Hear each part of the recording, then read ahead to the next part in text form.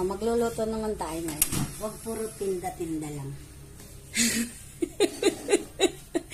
Magluluto tayo ng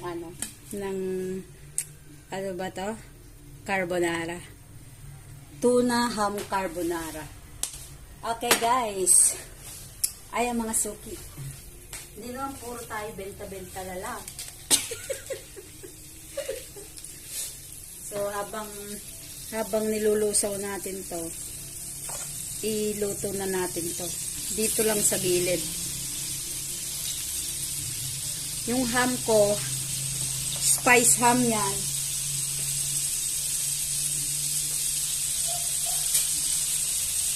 Spice ham. Ayan. Pwede nyo na lutuin yan dito.